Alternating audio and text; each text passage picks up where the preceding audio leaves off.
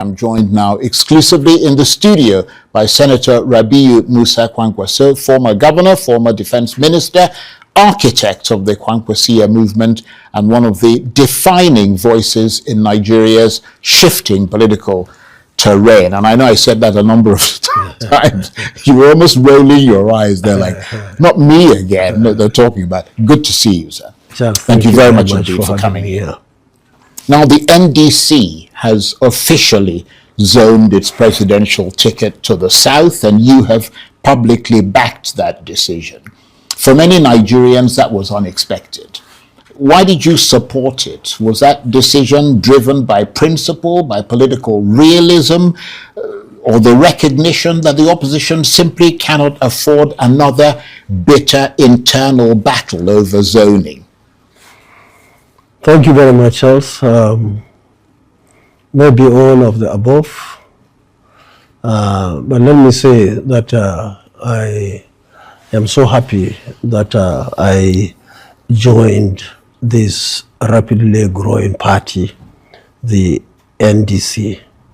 I believe so far so good. We are doing well.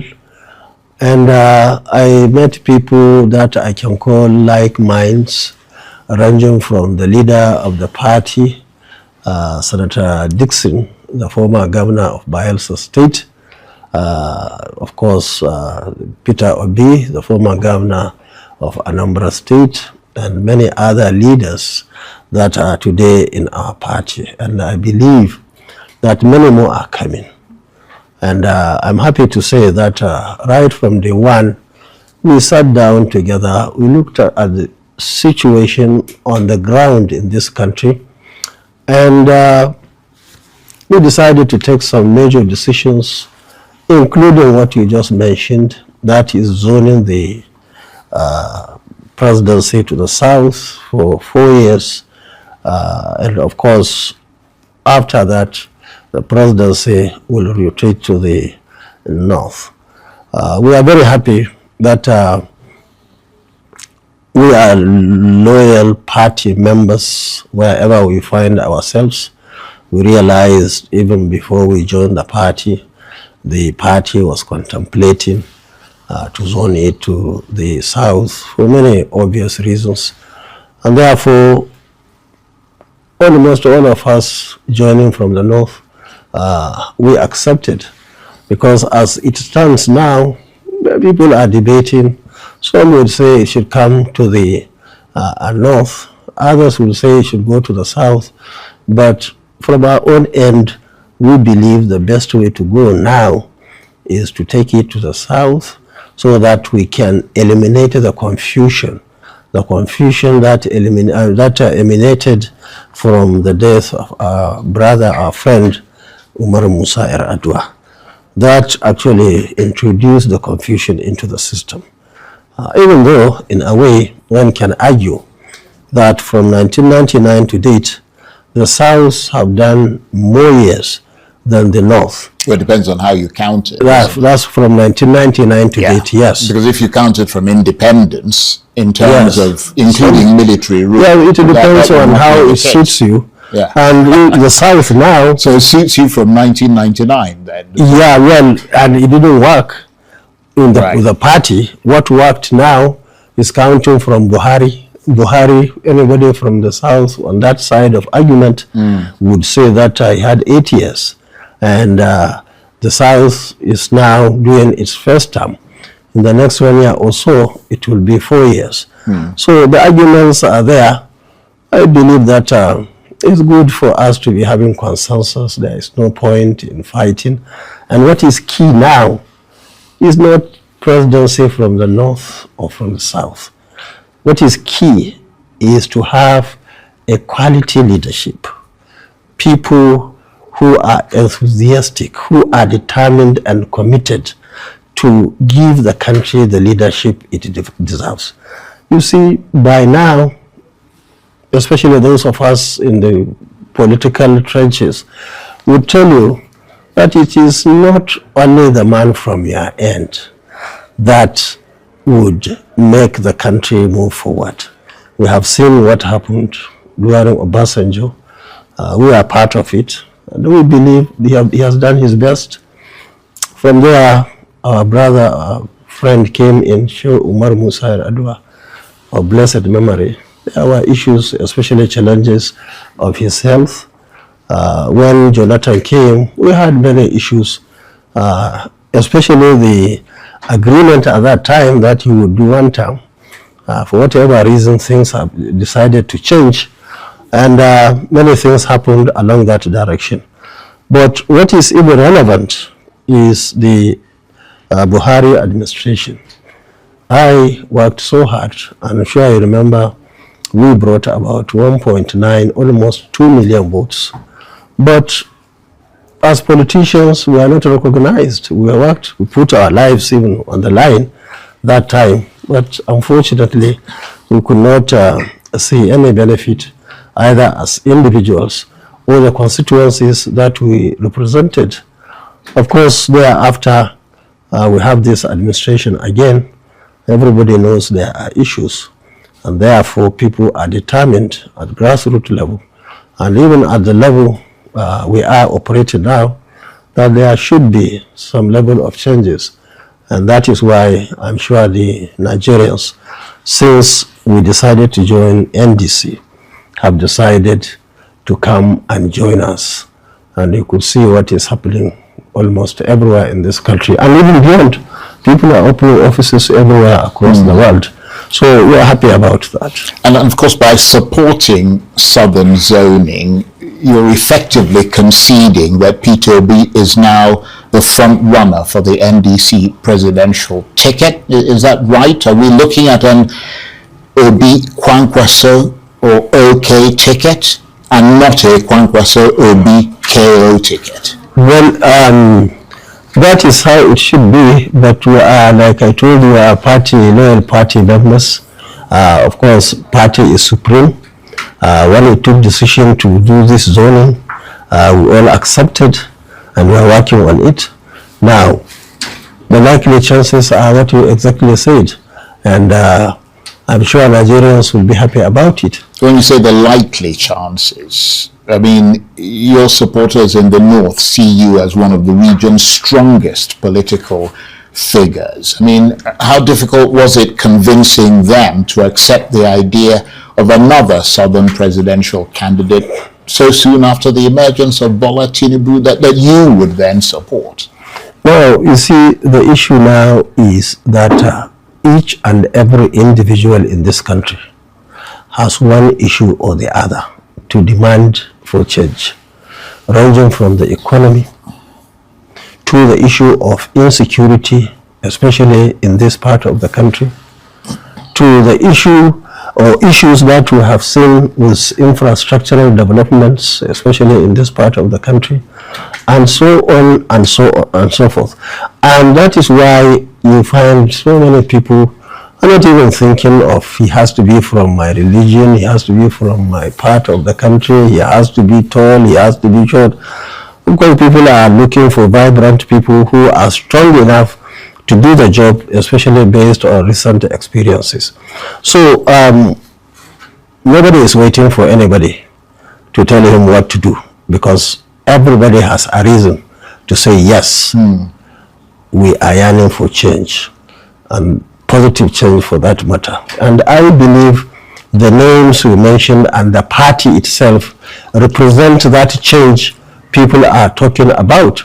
So that is why within a couple of weeks that we joined this party, you find so many people across the country who are pushing, who are coming around, who are registering with NDC, and we always add them at the same time to register with INEC, because it's only when you register with INEC that you can be in a position to bring in an effective and positive change. But I'm sure you know that critics are already saying that this arrangement that you have in the NDC risks alienating parts of the north politically. Are you worried that the opposition in general and the NDC in particular may unintentionally weaken itself in key northern states?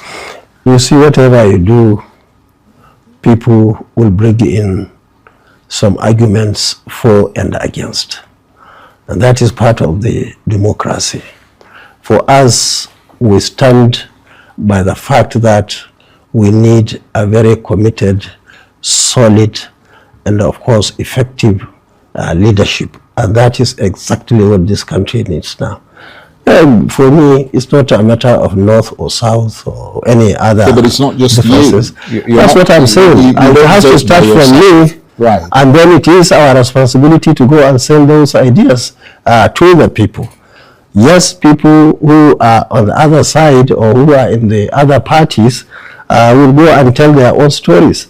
And I'm happy we have enough time for everybody to go and tell his own stories. And probably that is why I'm even here, to convince the people, especially the young men and women and other nationalists, that yes, there is need to have this solid and credible leadership that will come to stop all these evils that are happening, especially the issue of insecurity in northern Nigeria and even in the south, the issue of economy. People are complaining everywhere. The issue of infrastructure and so on, the matter of education.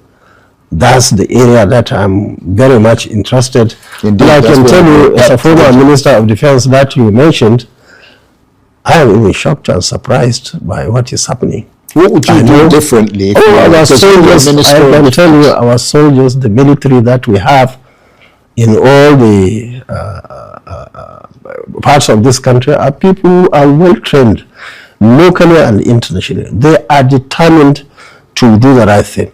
I think, in my opinion, what is lacking is the political will. And both of us, my humble self and Peter Obi, have agreed to tackle that issue head on to ensure that there is peace and stability in this country. So let me ask you this, definitively, ineluctably, if Peter Obi eventually becomes the NDC candidate, your role would be that of his running mate. Is that clear? I told you right from the beginning. I just want to be sure that... you can be sure that so if the party decides that I should be the running mate of any candidate from the South under this circumstance, I will be happy to work together with him. And you believe that you and Peter Obi are the men to revive Nigeria's economy, reduce poverty and corruption, lift living standards, set Nigeria on the right path of rectitude? I mean, do you have that much faith in Mr. Obi, the man you were just 3 years ago running against in the 2023 presidential election? What you said is correct. Personally, I cannot remember any better combination, no matter how much time you are given to find those who can beat us in terms of doing the right thing for this country. Nigerians, of course, as I'm sure you know, because you yourself have been involved politically for a long time in this country, they've seen alliances collapse because powerful politicians agreed publicly but competed privately. Can you categorically say that there is no hidden struggle for control, not necessarily you and Peter Obi, but between your camp and his camp? Well, I can tell you from my experience as former Deputy Speaker of the House of Reps, I had an opportunity to work with my Speaker, and we worked very well. I was in Kano for 8 years. Despite the difficulty of my then Deputy Governor, we were able to work for 8 years amicably, to the extent that I handed over to him. And of course, in the Senate and other places in the NDDC, we worked amicably with people. You see, the problem people are having, especially leaders, is that they are too greedy to the extent that they begin to have issues. But from what I have seen at federal level and state level, where I had opportunity to work, there is so much to do. You don't have to fight your advice. You give him, there is too much to be done. And in fact, that's why you have even ministers You have other chief executives and so on, and so many advisors. So I don't see from my experiences of the past why deputies or vice will fight with the president or governor or so. So I am positive that we will have a very good working relationship. And I can tell you that you can see it even from the past. During the First Republic, we had people, the leadership, political leadership from the North, work together closely with the people from the Southeast during the NCNC and of course NPC days. So also in the Second Republic, immediately after the war, of course we were younger people at that time, but I as a students leader, I had an opportunity to be part of the national movement that at the end of the day culminated into MPN and our own portion of PRP. And you have seen what happened. Our leaders, Shagari and others, worked very closely with the Southeast as Alex Ikweme as his vice president. It went on and on. I think there was a change during the about the Third Republic, where I was Deputy Speaker, House of Reps, where for many obvious reasons there was an election. The election was annulled, and after all that, the government under the military that time, for that reason and many other reasons, decided to bring in Shonakan from the southwest, just maybe because of the cancellation of that. And even after that, maybe the military and other leaders worked together and brought in Chief Olusegun Obasanjo from the southwest again. And it went on and on. Even the Bola Tinubu now probably is a beneficiary of all that. So the point I want to make is that right from the beginning, this sort of alliance has been in existence. For whatever reason, it was derailed, but now we are going back to what Tafawa Balewa and trying to revive it have done during their time. And in Second Republic, Shehu Shagari and co did with the leadership of the Southeast. So they are our friends. We went to work together with them. But for me, it wasn't just because we are going to Southeast just because of Southeast. No. I looked around together with our leadership in the North to say, okay, who do we think is capable? Who can come and work together with us honestly so that we can move this country? And along the line, we realized that Peter Obi is at forefront of it, and that's why we all accepted to work together. And beyond just the two of you, I think I touched on this earlier, I mean, both of you command two of the most passionate political movements in Nigeria, Kwankwaso and the Obedient movement. But, I mean, passionate support bases also can clash. How difficult has it been managing those two and getting them to come together to achieve a common end? You see, even before we say a word, they are all working together. And of course, together, they created what they call OK. Initially, before we were told of the zoning by the party, some from Obedience will say OK, and some from Kwankwaso will say KO. But at the end of the day, they are working not only in this country, all over the world. So I don't think we have any problem with that. But I can assure you, our group is so disciplined. Our group is such that we can't hear any serious negative issue from their side. I believe Obedience are the same.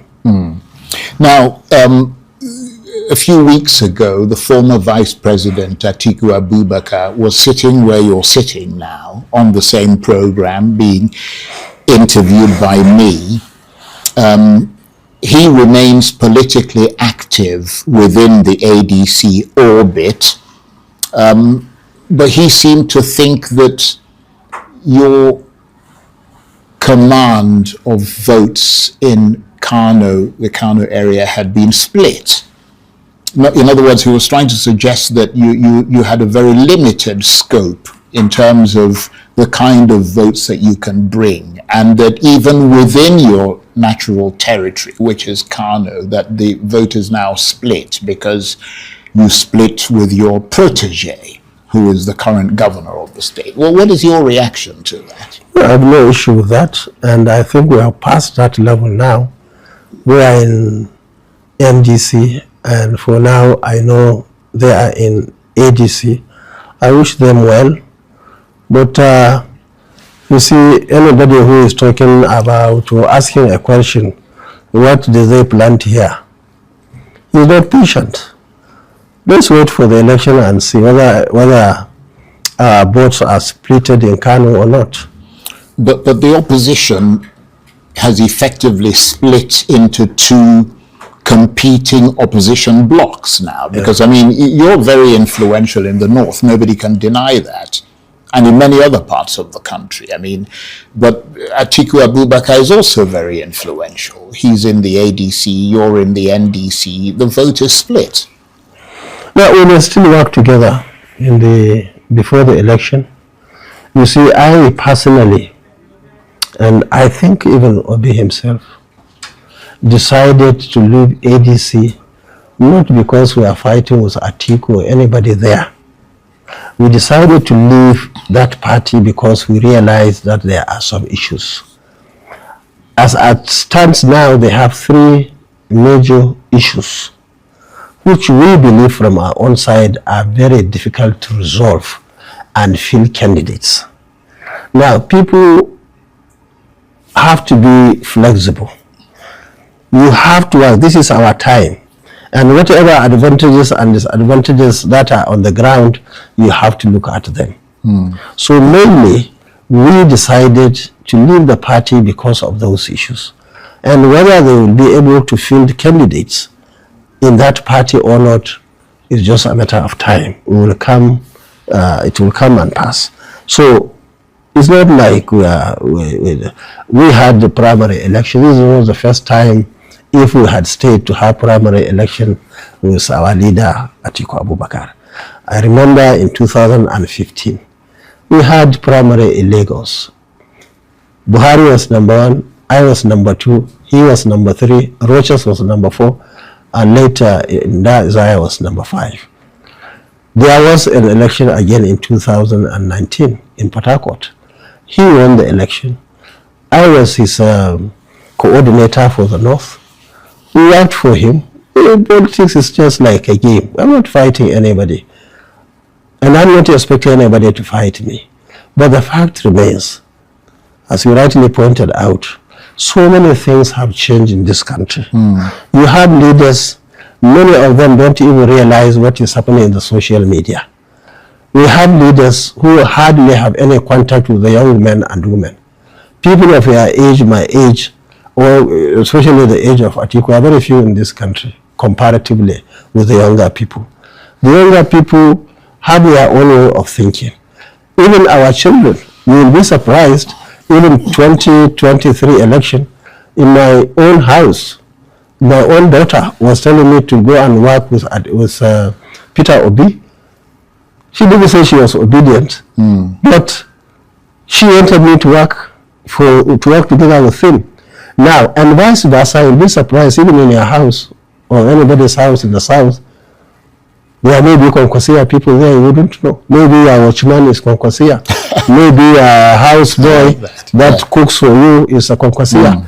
Unless he knows you are interested, he will not tell you because he doesn't want to offend you. Indeed. So you see, there is a lot happening in this country. But people at that level we are talking about don't even understand.